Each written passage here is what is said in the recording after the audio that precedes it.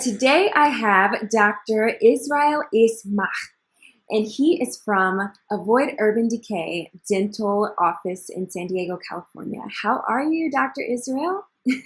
Fine, Lexi, fine. Thank you so much for the interview. Yes, awesome. I'm so glad you're with me today. So can you tell me a little bit more about your practice and how you got started in dentistry? I began placing and restoring implants in 1986, which I was trained by Professor Brannemark. Professor Brannemark was the main guy who so-called invented the dental implants in America. Our practice is mainly devoted to restore implant teeth, meaning if a patient has missing a lot of teeth, we will be happy to restore their mouth by placing dental implants and giving them new teeth that they have lost for a lot of reasons. Wow. So what's the best part about working in dental implants? The best part is seeing the patient smile and eat after treatment. It's a long process because nowadays we extract teeth, we place implants, and we restore teeth on the same appointment. Oh, wow. Before, you used to extract the teeth, let the patient heal, place the implants, let the patient heal, and then after 6 or 8 months later, we used to deliver the teeth. Now we do a procedure called teeth in a day, all on 4, you name it. The reason is that we extract teeth, we place implants, and we deliver a fixed bridge retained by implants. You don't remove it. It's fixed like your own teeth. Wow. So what's the worst part about your work? My worst part, I tell you, is the preparation of the entire case. Why? We need to communicate with the oral surgeon. We need to communicate with the laboratory. And of course, we need to communicate with the patient. If the patient wants to have round teeth, square teeth, oval teeth, blue teeth, red teeth, you name it.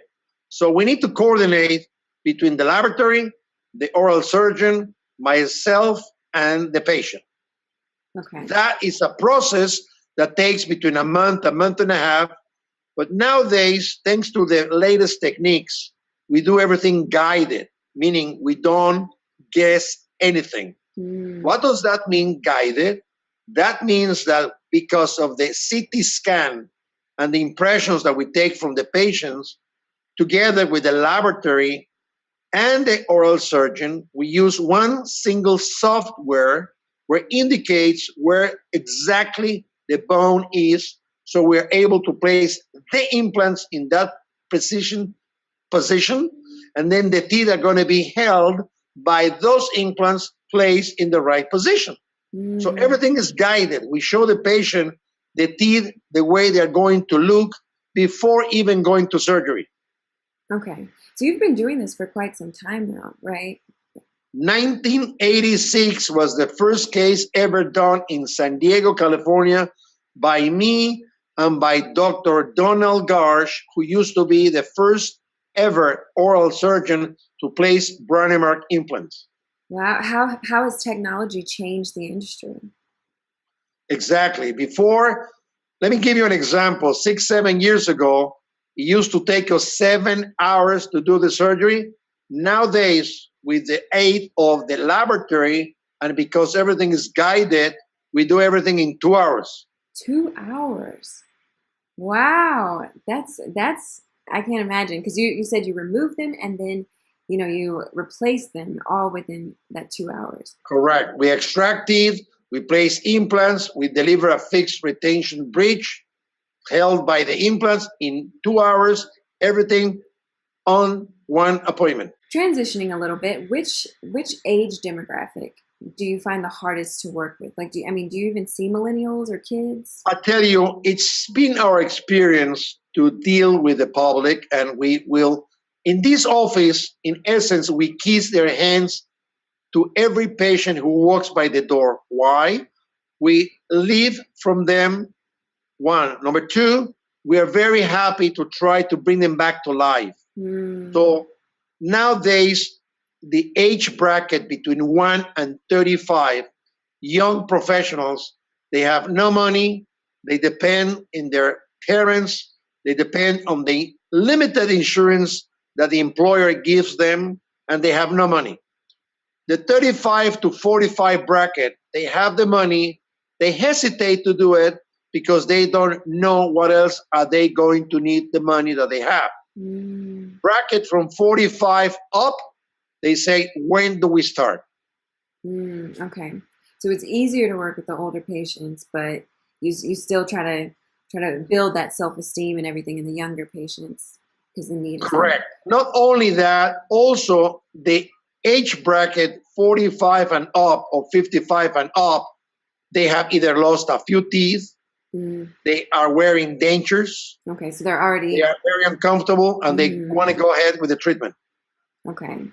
Wow, interesting. So, so Dan Kennedy is a marketing coach, and he says that businesses or entrepreneurs deal with problems in 4 areas, and that's money, time, people, and passion. So which one of those 4 would you say your practice struggles with the most? 2 aspects: the decision to go ahead and do it because they don't know what's going to happen after treatment, and cash flow. Correct. Okay. So pretty much money and time. Yes. Okay. Do you deal with that internally too? Like, do you find insurance companies kind of pressuring you to see a certain number of patients, and then, you're kind of confined to a 30-minute slot in consulting? And do you experience any of those issues like other physicians? Well, keep in mind that every dental insurance gives you between $1,000 and $2,500 limited coverage per year. The treatments that we are talking about are in the thousands. Okay. For instance, give you an example. If you want to replace a tooth with a single implant and a crown, you're talking between $3,000 and $5,000. So the insurance will pay a limited portion. Yes, there's more and more dental insurance coverage replacing missing teeth nowadays than before, or they will apply the coverage to replace the tooth with an implant.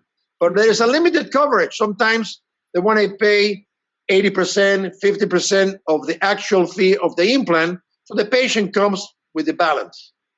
Okay, that makes sense. So outside of work, outside of your office, what do you like to do? How would your family and friends describe you? Well, I got to tell you, I used to be a soccer player. Okay. And during my soccer career, I met a lot of players that in the field, they were discussing a foul or a no goal. And as soon as they opened the mouth, I noticed they were missing teeth. So I said to them, listen, over and above a soccer player, I'm a dentist. Why don't you come see me? Let me see what I can do for you. And with that, I got a lot of patients coming. Wow. They know me as a soccer player, so they mix my soccer so-called abilities to my dental abilities. So with that in mind, we were able to generate a lot of patients during all those years. That's awesome. That's super interesting. Did they get kicked in the face? Is that how they lost their teeth?